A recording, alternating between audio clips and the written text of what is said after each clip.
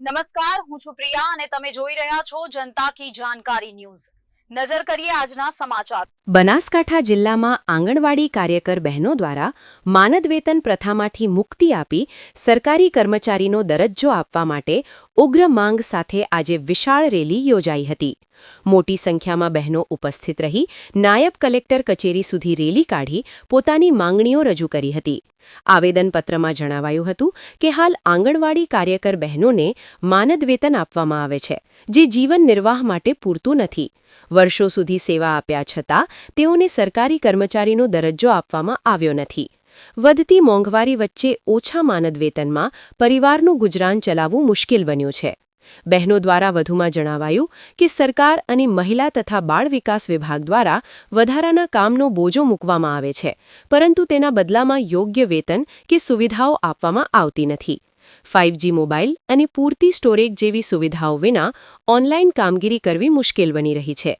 આંગણવાડી કેન્દ્રો શરૂ થયાને દાયકાઓ વીતી ગયા હોવા છતાં કાર્યકરોની પરિસ્થિતિમાં કોઈ નોંધપાત્ર સુધારો થયો નથી।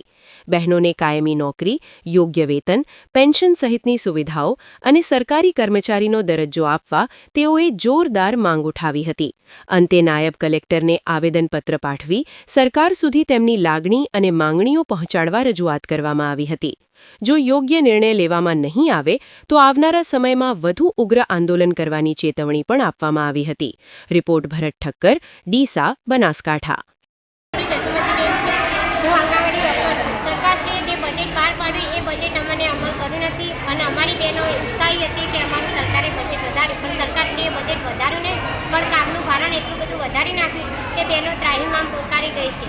સરકારશ્રી અને પ્રાંત સાહેબને અમે અપીલ કરી છે કે અમને વર્ગ 3 અને વર્ગ 4માં સમાવેશ કરો, અમારું કામનું ભારણ ઓછું કરો। એવીટી, કેવાયસી, પોષણ સંઘ જેવી એપ્લિકેશનો છે એ બધી બંધ કરો, ઓનલાઈન કામગીરી ઠપ કરો। ઓનલાઈન કામ કરાવો અથવા ગમે તે એક જ કામ કરાવો, ઓફલાઈન પણ કરાવે છે અને ઓનલાઈન પણ કામ કરાવે છે। અમારી માંગ બધી પૂરી થશે તો અમે હડતાલ બંધ કરીશું, માંગ પૂરી નહીં થાય તો અમે અચોક્કસ હડતાલ પર ઉતરેલા છીએ।